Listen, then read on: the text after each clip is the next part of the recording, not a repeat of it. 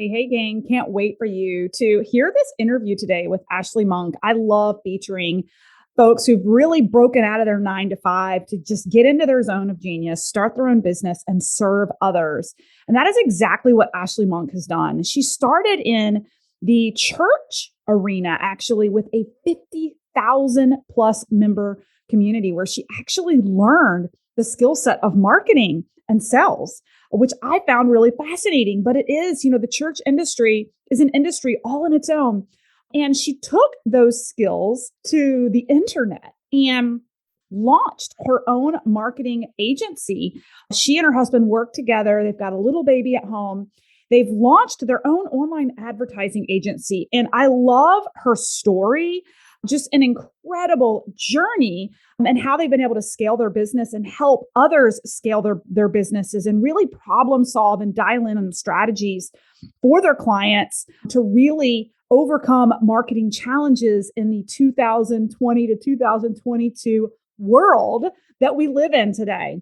So I hope you guys really enjoy how we unpack Ashley's story of really breaking free of her 9 to 5 and really creating an incredible business, but also on the back end, listening to her tips and tricks for our online entrepreneurs, because she is in the space of marketing and advertising, and she works in the world of Facebook ads, Google ads, all the things. So she's going to be giving you some tips and tricks on how to stay in the game and get driven results. So I hope you guys really enjoy this interview.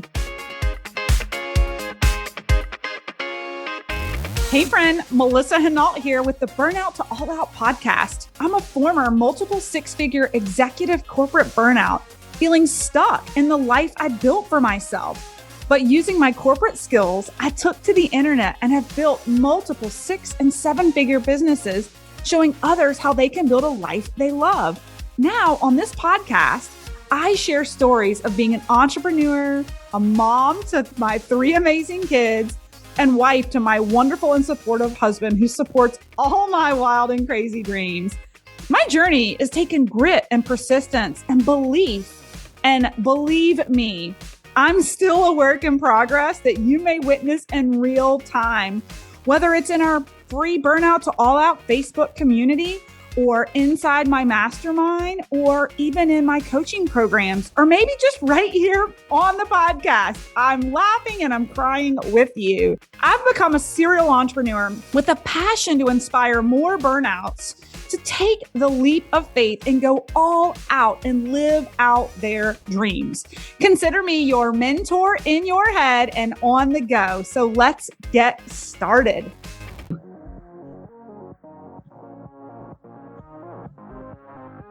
All right, we are live. We've got Ashley Monk here today on our Burnout to All Out podcast. Ashley, welcome to the show today. Thank you so much, Melissa. So excited for this interview. Yes, me too. Well, real quick, I've got kind of the formal introduction for you, so our audience knows a little bit about you. Ashley is, she's the former CEO. She is the founder and CEO of Anya. And she's in an online advertising agency that helps clients reverse engineer their desired results through strategic and innovative outcomes. As a Facebook verified marketing partner, which I'm excited to talk a little bit about this, and contributing writer for Databox and Jotform, in addition to having clients featured in Forbes, Entrepreneur, and Huffington Post, Ashley helps growth-minded companies who have been unable to scale their services and digital products because they cannot dial in strategy or solve their own marketing problems. So really excited to hear your journey today. And she's also a proud mama of a little one, and her husband works full time with her in her business, right? Yes. Yep. Yes, he does. Yes. So cool. So cool. So Ashley, I want to go back. Let's get started with the Ashley before she was this badass online entrepreneur when you were working for somebody else. Because I love starting your story with this, right? So I love it. Where did you come from, right? Before you were the CEO of this company that your husband's doing business with, where were you in life? Okay. I'll try to give you the very abridged short version. So my degree is actually in biblical studies, and I worked in mega church world for a while. So that was how my husband and I met. We grew up in ministry together. And fast forward, we got engaged and we were long distance. I was living in West Palm Beach. He was here where we live now, where we're from in Indianapolis, and decided to move back and work for a family owned company that I'd known forever in sales and marketing within property management. And so I did that for several years. And I joke that I accidentally started our agency because a lot of the value in my role there came from commission. And to be successful in that role, it meant finding new tenants, new companies, new business owners to be able to lease to so that I would hit my quota every single month and have enough tenants to be able to get that commission check, right? And so that was where my love for marketing began because it's funny, when I tell people I worked in ministry, I think their perception maybe versus reality is different. So the church that I worked at in South Florida was about 50,000 members. Our staff was about 400 people. And the company that I transitioned to in property management was actually only about 20 full-time employees, I think. And so pretty big switch. And so I mean, the churches that I worked for, the communications team down there, I think was around 15, 20 people alone. And so I joke that I learned a lot more about marketing in those capacities. And so fast forward to going into property management, I had learned a lot of bits and things just through doing a lot of events for the church. I took in those strategies for the company. And so that was where I started to learn how to do lead generation. I knew that I needed to fill up my pipeline with more people, started taking classes online, started subcontracting with other agencies to get experience. So burnout was probably right where I was at because I would work 9 to noon, 1 to 5 at the property management company. Mornings, I would be ghostwriting from about 5 a.m. to 8:30 when I would get ready and go. Lunches, I was calling and trying to build up my book of business and doing as many meetings as I could. And then nights, I was subcontracting with the agency and working with other agencies from about 6 to 11 o'clock at night and rinse and repeat. And weekends, of course, filled up with more writing. So that was kind of the burnout and a little bit of the background to what prompted me to go out on my own. Wow. Okay. So incredible. I know there's always such a great story behind the success. And that experience probably helped set you up for where you landed. So what gave you the idea to go out on your own? And then the follow-up is going to be like, what gave you the confidence to actually do it?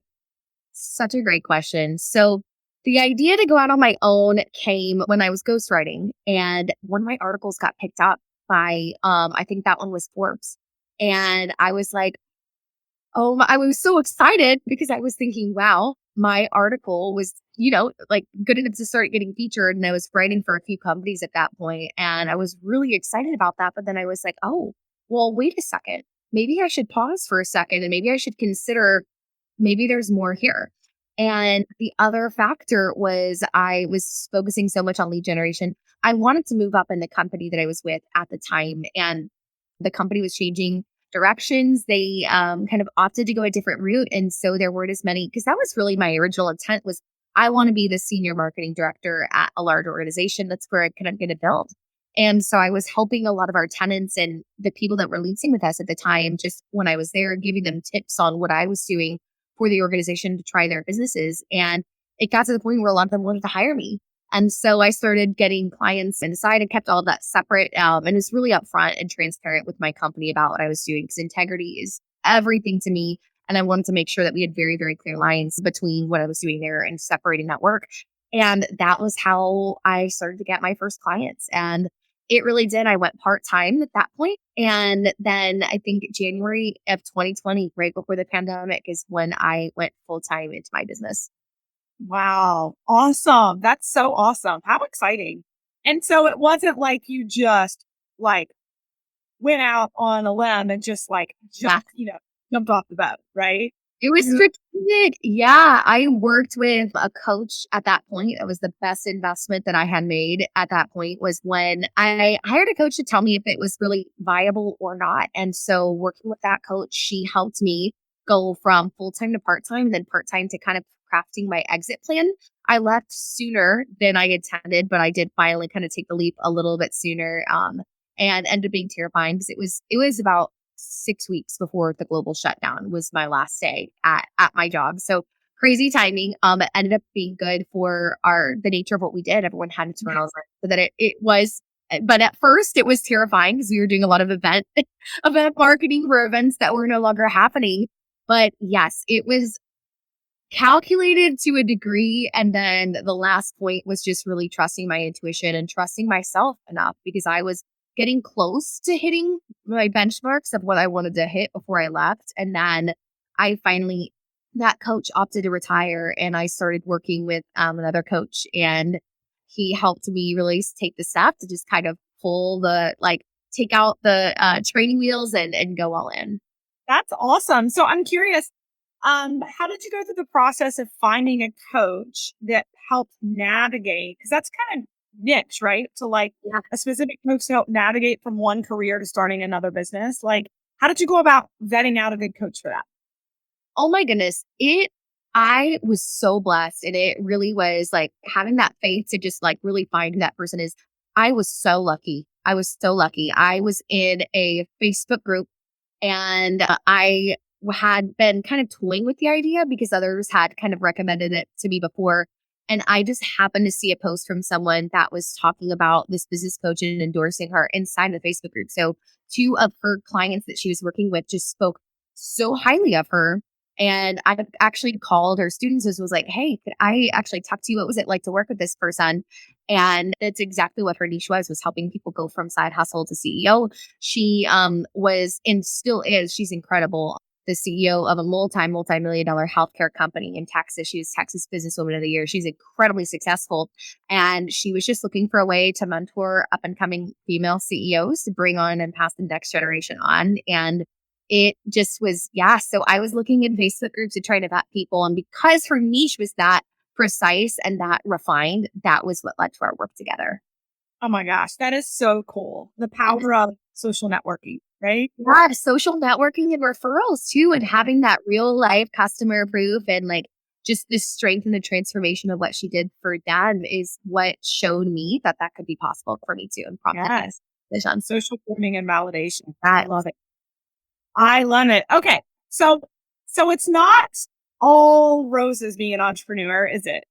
no, it is not, Melissa. I know you know that better than everyone, but yeah, it is not. That's for sure. So I'm always curious if you can share, because I love condensing time for people by sharing where we had flops, right? And I learned. Do you have any major flop in your first year and a half? Because it's been a year and a half. It is fun. So I started the company in May of 2019, and 2021 in January will be officially my full second year, like full time. Wow. Yeah.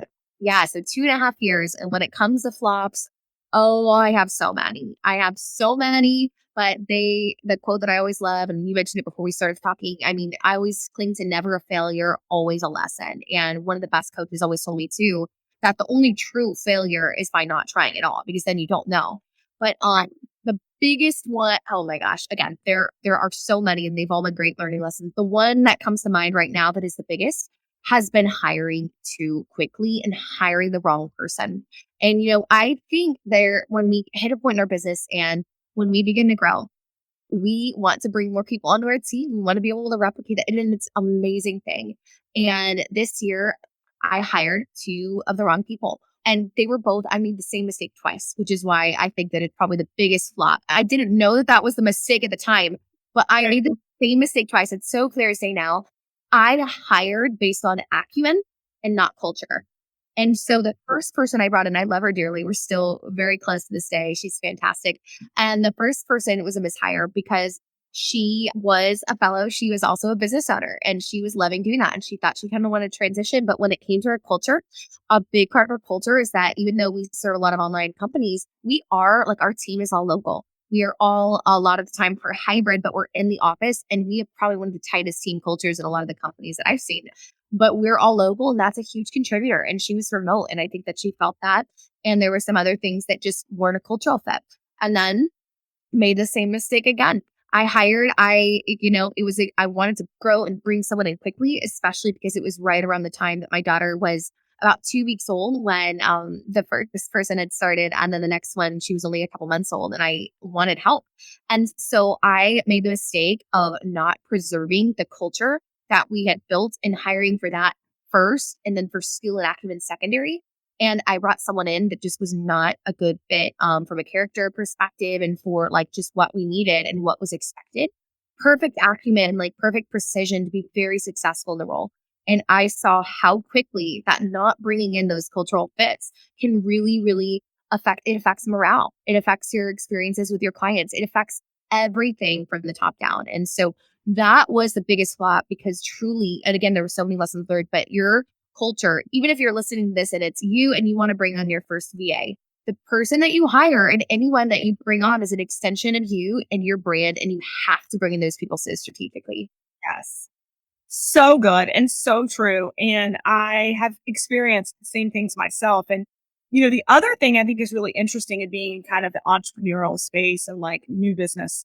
For me, I don't know if you've experienced this, but like we've grown so much in the last year and a half. I learned quickly that in hiring, I needed to hire people who liked change and embraced change. Because in a company that was growing so fast, there was no other option than to change and move along with the company. Right. And so for those of you who are even considering being an entrepreneur, like, supporting other entrepreneurs or business owners is like, if you're joining a team or a company that's in a growth phase, like if you're not open to changes and adaptations to scope and role, it's probably not a good place for you to be, right? Like I think about my girlfriends who are in retail pharmacy because I'm a pharmacist. Yeah. No, that's amazing, Melissa. Yeah. So like one of my best friends loves her retail job. Like I'd rather have my eyes poked or have Chinese water torture than stand behind a counter and count bills for 8 hours a day. Like, yeah. Right. But my girlfriend loves the predictability. She goes, she does her job, and she comes home and her job doesn't come with her. Her job is very predictable. She does not like, unexpected things. Right. And I feel like being in kind of the entrepreneurial space, it's like things are constantly evolving. Things are constantly changing. So if you want a fixed role that doesn't change at all this year, it's probably not a good fit for you. And so I learned to vet that out in the beginning of the conversation. Like, how open are you to your scope of your role changing and adding, like, how open are you to your role developing and adding more roles and responsibilities? So then what are you most proud of? Oh man. On that same token, it's so funny. On the other side of the coin, I think my biggest flop was mishiring, but my most proud area of our business is it is that culture we built. Because I think in that flop, it did show me kind of that, there's always the other side. And that is that we have built something that is so precious and worth stewarding. We have built a culture of innovation, of camaraderie, of close proximity, of honesty, of integrity. And seeing that and seeing what we've built, I'm so proud of that. I'm so proud that, but again, it has not been perfect and there have been a lot of flops and there are probably going to be a lot more flops to come. And you're never exempt from that if you're listening. And so they're important to remember too. But yeah. I would just say that it is that culture of community. It is that, wow, I, in less than 2 years now can employ other people to not only be able to do work they love and have that flexibility, but to find more fulfillment in what they do and to be able to have that change and have that growth opportunity. And being able to not only provide that for our team, but like to instill that hope within our clients and to, again, have a culture that it's bigger than just me and to have the legacy that comes with that is probably what I am most proud of. It's rewarding. It's not perfect, but it is so rewarding by all means. That's so awesome. I love that. It's so true, though, being able to create that team. And, I even think it's just about global impact economy, right? Like you're creating jobs for people and you're helping people who are watching businesses grow the economy, right? In a space where a lot of industries are suffering, the online business space is like really taking off. So just serving that space is so cool. Are you struggling to generate leads on Facebook and Instagram? Do you want to attract and close more high quality leads without having to rely on ads and the hustle of Instagram and Facebook? Most service-based online business owners are stuck trying to build their audiences and launches using overly saturated Facebook groups, ads, and DMing strategies, and they are struggling. But there's a better place and way to connect with ideal clients. It's on LinkedIn. You guys, you know me, Melissa Hinault. I've tapped into the power of LinkedIn to generate leads and grow 6- and 7-figure businesses online. We just hit 6 figures just last month, and 80% of our 6-figure sales were from organic leads, not from ads. I teach all types of business owners how to attract and close their ideal clients with ease. I'm hosting a free masterclass where I'm teaching how to generate thousands of high-quality leads on LinkedIn without paying a fortune with Facebook ads and without exhausting yourself trying to stand out in a saturated market. Imagine generating warm leads instead of cold ones with ads, resulting in a higher conversion rate. Imagine marketing to an audience with the money mindset and the income to invest in what you have to offer. Register for free today at our website, www.burnouttoallout.co. That's www.burnouttoallout.co, or jump into my free Facebook community, Burnout to All Out, and just make a post in there and say, hey, I need a concierge. Get me signed up for this next workshop. Can't wait to see you on the back end. Next up, I'd love for you to just listen to some of our clients currently in the Academy and listen to how they're winning with our strategies. So there's no question that this Academy has changed everything about my business. And just a little fun fact is in the first 4 months of this business, we just ended April, I made more in the first 4 months than I did my entire year last year in my social selling business. And there's no question, the only thing I changed was the LinkedIn Academy. So I owe it all to you. Well, so I mean, your zone of genius is around marketing, right? So can we kind of like Yes. last couple minutes? Where do you, I know you help people who are kind of lost and maybe not driving or scaling the results they want. What do you find are some of the biggest mistakes that maybe you can help people shortcut? I mean, obviously you have a full business to do this, but like any like just pearls of wisdom on, you know, or what you've seen clients come to you with where they've made some of the biggest mistakes in marketing. Okay. I'll simplify it. There are so many things. I love this question. There's so many different directions that this could go. But I have found there is one core thing and one very, very simple. Now, it's not easy, but it is simple fix that you could do that will transform your marketing to guarantee that you can have a return on your investment. And that is making sure that you have a marketing strategy that supports your business goals.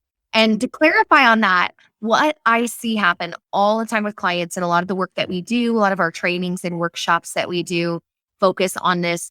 And it is coming in and we hear from our clients, okay, Ashley, should I be on TikTok? Should I be on LinkedIn? Should I do Facebook ads? How much should I spend on Facebook ads? How many reels should I be posting? And it's all of these great questions, but they're in the weeds. And the question I like to ask them before we even touch any of that is, what are your business goals? Like, what are you here to do? What do you want 2022 to look like for you? What is that? Number one, is it a revenue goal? Is it an amount of clients that are coming in? What does success look like from you? Is it 4 new clients a month?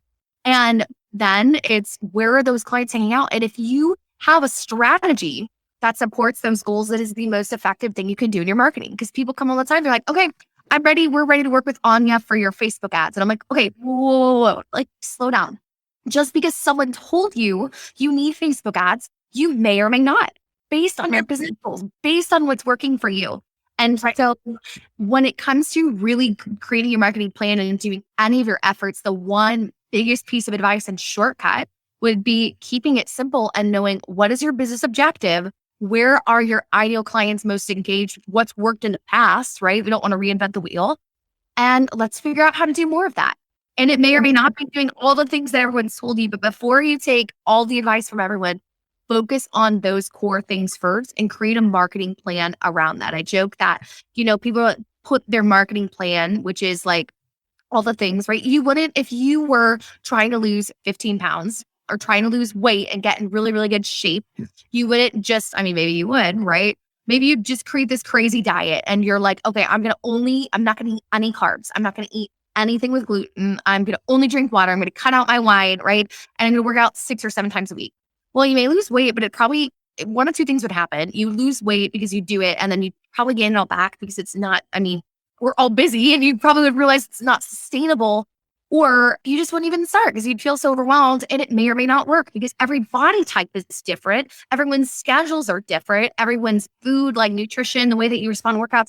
And that's why your first step before doing that would realistically be, well, how much weight do I want? Maybe I don't even want to lose 50 pounds. Maybe I just want to fit in these pair of jeans. How many inches do I need to lose? Do I bloat when I eat carbs, or can I eat carbs and maybe I should just cut out ice cream, right? And so before you go to lose the weight and just doing all this stuff, I see people take the same approach with their marketing. Focus on what that goal is, why it's important to you. Like in the business world, it's I want to make 7 figures. Well, that's great, but why? Like we could try to support that, and that's the goal. But let's set goals too around maybe you just want to pay yourself $10,000 to $20,000 a month, right? And you could do that without making 7 figures, but maybe you do, right? So it's just making sure that strategy supports that goal, and that goal is really, really important to you, that there is no other option than to see that goal to fruition. So good. I love that. And it's so true. We had our own journey with this past year. So we didn't use any Facebook ads. We did our first launch, we had like $250,000, no Facebook ads. Amazing. And then we did 2 more 6-figure launches, no Facebook ads. But then everybody's like, oh my gosh, it's going to be like, wait till you put money into ads. Like you're already making so much money. When you throw ads in there, it's going to be insane. And so we're like, wait, what? We should be spending money on ads. Oh my gosh, everybody else is doing it. Everybody's going at 7 figures is using ads. So we ourselves, who know the niche of organic leads, we crush it over LinkedIn with organic leads. We started pouring money into Facebook ads, and I actually would love to pick your brain on this. Yeah. In the middle of this past year, and the more money we funneled into ads, the less we focused on the organic stuff that was working for us, the less revenue we brought in. And we just kept pouring gasoline on it and trying to figure out why it wasn't working. And then finally, 2 months ago, I was like, screw it. We're not doing ads. We're doing organic. And we went back up to over $100,000 in sales that month. So I'm curious, so obviously I agree with you 100%. Yeah. Just being, 2 years into it myself, realizing what fits for one person is not for another. I'm curious on your take on all the changes with the Facebook ads. I'm sure you hear about this a lot. And how are you managing and navigating the changes with Facebook ads? Oh, I love it. Well, to your point, yes, marketing is not one size fits all. It's why no one wants the one size fits all yoga pants. They're terrible, they're uncomfortable, and they don't fit right. And that's the same with your marketing. And ads, yes, we see this all the time, and kind of really what we do, because that's part of a big fraction of the work that we do as an agency, but we try to have really, really, really clear calls on the front end, setting expectations and resetting them, and kind of undoing everything the gurus told you to do and what everybody said, and trying to undo that. So to unpack this, number one, yes, Facebook ads have changed and they're going to continue to change. And so it is now more than ever really important, if we're going to have that strategy, to have 2 factors in mind. One, don't stop. If there's something that's doing, and I think this is really hard for online entrepreneurs to understand. We work with both local and online companies, and the local businesses have got this down because they are used to having 9 lead sources at all times, right? They've got all these people. They don't have all their eggs in one basket like online business owners do, because the local business owners, they're doing direct mail. They're going to networking events. They are doing Google ads or billboard ads. I mean, they have maybe a storefront too. There's lots of other options. And so the nice thing about working with those companies is we have a lot more time, because even though no one wants to hear it, it really does take 3 to 6 months to be able to dial in ads or any other strategy to measure enough variables to know what's going to work for you. Because sure, we could probably turn on an ad campaign for you, Melissa, right now and get you 200 leads, right? Would they be the right leads? Probably not. Would they be converting on the back end? Probably not, right? There are so many other factors. And so when it comes to ads, now more than ever, especially because laser targeting is all but dead. We had that in our copy on our website previous to iOS 14, and we removed laser targeting from everything because we don't really believe in it anymore because it's really not as possible as it was because now broad targeting and messaging are really important. So yes, ads have changed. Costs have gone up as well. And that is the equivalent to gas prices coming up. Everyone's like, Ashley, bring my cost per lead down. And I like to reframe that question. That question is really fun for me because I usually like to reverse it with, well, okay, well, Melissa, why don't you just go tell the gas companies when I show up that I don't really want to pay $3.22 for gas? And why don't you just ask them to lower the gas price for me? Can you do that? The same is true with Facebook ads and the stock market. It is inflation. And so the question becomes, everyone is looking at this through such a narrow lens. And that lens is, let's just get my cost per lead down so I can get more volume. And I'm thinking, no, that's one variable. The real question is really, how much do I need to spend for this to be profitable for me to keep up? And if I spend that, is it worth that investment to see a return on my investment? Because yes, you're probably going to have to spend more money to bring those people in, but there may be a threshold and it may not be profitable. And then finally, your risk tolerance too. Am I going to be okay to do a lot of testing? And with all of our clients, we've been going back to very, very, very simple A/B tests. We used to be able to test a lot more variables at once. Now we dial it into a science. We're like, this button color works better than this button color for this person's ads, and really going back to those basics. So they do still work. The big nuggets are stop focusing on cost per lead and look at your overall ROI and what is profitable for your business. Look at, okay, how much can everyone has to stop seeing these as an ATM. I just want to shake the online industry. Facebook ads are not an ATM. They're not. You don't put money in and get money out every single time. This is an investment. And you don't go and invest in a 401k and expect to pull money out unless you're a day trader, right? Even then, I think that's for stocks anyway. This is an investment and you need to have a higher risk tolerance to be able to do this and know that I can commit to about 6 months of testing, not just spending money and throwing it out the wall aimlessly, of testing and dialing it into what's going to work for you. And then finally, really focusing on broad targeting messaging is going to be key in having consistent measures to check tracking, like UTMs or some of those best practices. So I'll stay out of the weeds a little bit now that I've kind of gone on my rant. Thank you for listening to my soapbox. So much there. Could talk about it all day. Yes. Oh my gosh. So good and so relevant right now though, right? So relevant. I think about one of my girlfriends who's recently launched a functional medicine mastermind. She teaches other healthcare practitioners how to launch their own functional medicine practices. And, you talk about like the numbers and the science of all of it, because she was complaining. She's like, oh my God, I'm having to pay $37 per click per lead. But like her niche audience is very specific to these specific healthcare practitioners who are entrepreneurial, who would be like open to launching a business. And her price point's like 25 grand. So it's like, like you pay 8-10 grand on Facebook ads and you get just 2 or 3 sales and it was profitable, right? Yeah. I totally get it. Well, this has been so good. 2 final questions, and then we'll talk about what people can find you. I love hearing what people are reading right now. What are you reading right now? Oh my goodness. What am I not reading? My goal for next year is 52 books for the whole year. But I just reread The Compound Effect. I try to read it every year. Darren Hardy, so good. But I think it's definitely relevant. I mean, it's always relevant. I've read it every year for the past 2 years. And the biggest nugget from that book, if you're an online entrepreneur listening, is remember, there's no shortcuts. There's no shortcut. Everyone's teaching you your big quick fix or whatever. So remember, there's no shortcuts. Show up, do the reps, do it over and over again consistently. And I just love that book teaches that. Yes, go over the mountain. You can't go through it. I love it. I love it. Okay, so where can people find you, Ashley? Oh my goodness. Well, thank you, Melissa. Best place to get in touch is onyamark.com. Our tagline for Onya is On Your Mark, Get Set, Grow. So it's ONYA, fun play on words. But on our website, we've got a ton of resources. We've got a Facebook ads cost calculator on there. We've got a Facebook community. But of course, the most notable place to keep in touch if you want to learn more is every month we do a monthly workshop, and it's free and it's laser focused on something.